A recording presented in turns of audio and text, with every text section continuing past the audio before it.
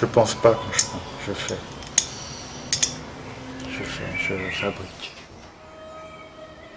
Je suis à quelle place du créateur? Je pense pas, il fait.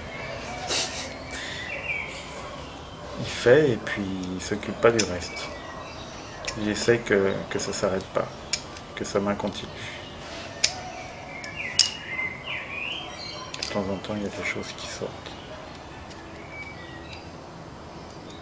Je vais pas dire, tiens, je vais faire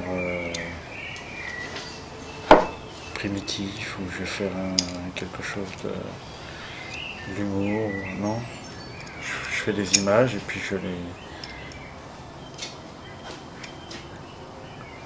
les mets dans un contexte.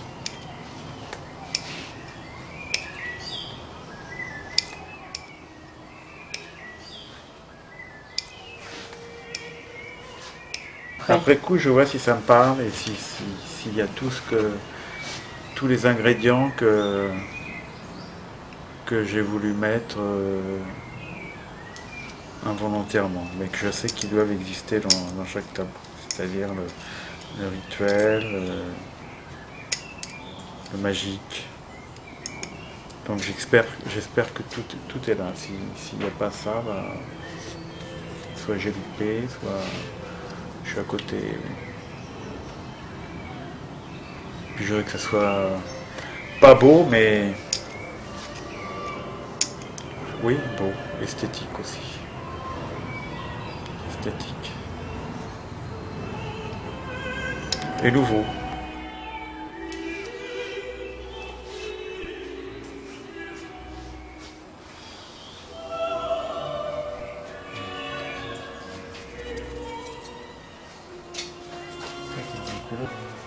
Ça va pas rouge.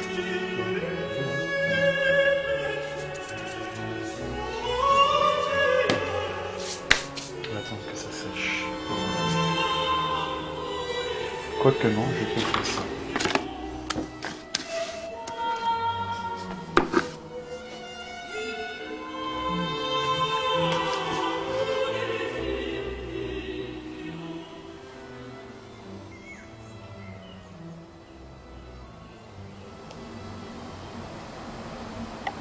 C'est le 7e jour. C'est l'homme qui sort de sa gangue, de la terre, de l'ocre, mouillé, liquide, avec le sperme de Dieu, comme ça, plein partout, liquide. Et de la terre, avec de la roche. Déjà usé et déjà en déliquescence.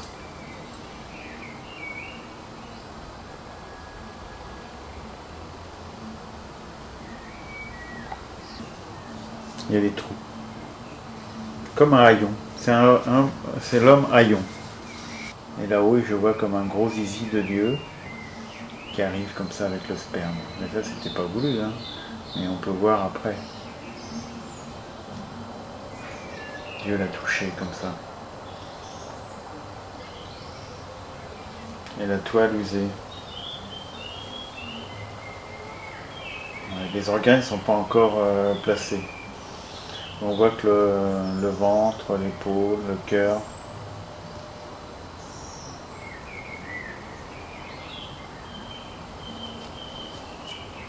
La tête arrivera après, avec la pensée. Et les lettres, la naissance de l'écriture, à partir du O et du I. C'est le torse du créateur. Voilà. Le créateur avec un grand C. Ça, c'est le lapin. Ça vient d'une image du Moyen-Âge, d'un bestiaire. Mais j'ai voulu que ça soit en même temps une image cartoon. Un peu drôle, humoristique, mais en même temps très chargée. très chargé par l'histoire. On voit ses côtes. Puis on ne sait pas si c'est vraiment un lapin ou un lièvre ou mélangé avec un chien. Donc c'est plutôt un animal qui n'existe pas, enfin seulement en peinture. Puis là, il dégouline, il coule. Il coule parce qu'il sort de l'eau. Et ça c'est volontaire. Il y a les petits, voilà, la peinture a giclé. Il s'est passé quelque chose là. Il se passe quelque chose. Il est sorti d'un bain de vase ou de goudron.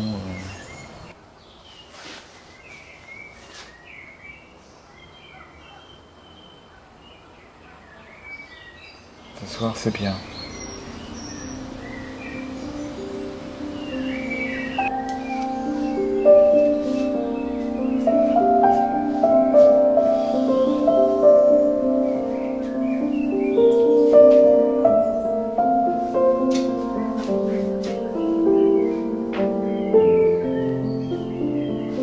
Je te parlais des guacas.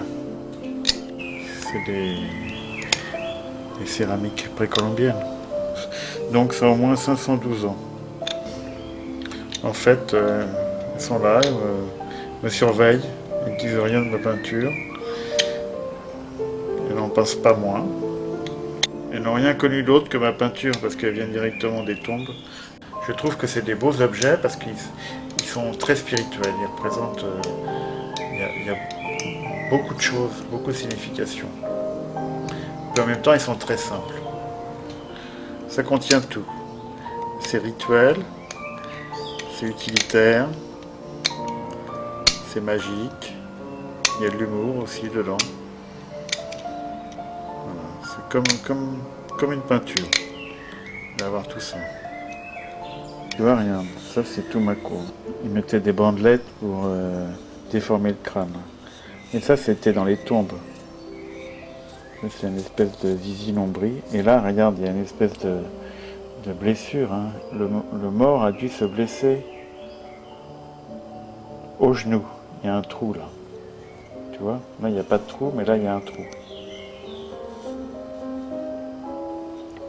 C'est beau, hein. C'est un chien, hein. Tu vois, avec les yeux bordés un petit peu. Un petit chien.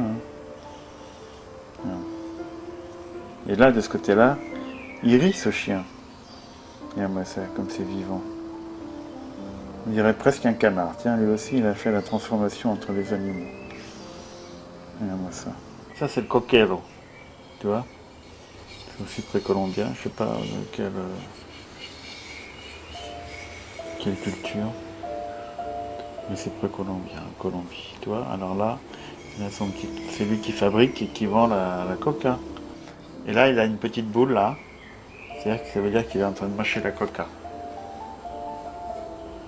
C'est beau, hein? Ça, c'est peint. Des ocres noirs sur sa petite chaise. Ça, c'est un oiseau. C'est marrant, il s'est recouvert d'une espèce de poussière. C'est bizarre, ça. Parce que ça, c'est moi qui l'ai fait. Regarde, petit oiseau. Du papier, de la colle. Et il s'est transformé. Regarde. C'est du papier, hein, mais c'est incroyable. Ah non, non, non, parce que j'ai mis de la cendre par-dessus. Je l'ai trempé dans la cendre. Et il a attrapé la même couleur que le précolombien. Que le chien, regarde. À peu près le chien. Bon, ça c'est Iti. Tiens, il a perdu son doigt. Ah. Mais là, il en a un autre. Il a perdu son doigt. C'est un post-colombien. C'est un Américain. Attends, ça, c'est une femme qui tient son bébé entre ses deux seins. Elle le tient bien. Et le bébé a deux petits seins aussi. Il est en train de se mettre, boucher la bouche autour. On dirait plutôt une tête de singe.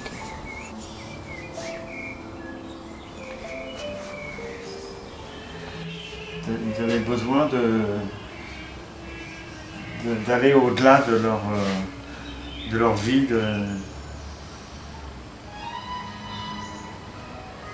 Ils avaient besoin de faire, de créer. d'exprimer.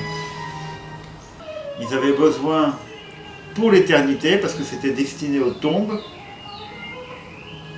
des objets et des sentiments qui les avaient entourés pendant toute leur vie sur Terre.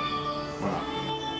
Je ne peux pas travailler sans musique. Et la musique et la peinture sont des choses qui se rejoignent. C'est remplir l'espace, c'est remplir avec des couches successives et non, je travaille en musique. Regarde, c'est mon père qui promène son chien là-bas. Est-ce que tu es d'accord avec ce que je dis? Oui.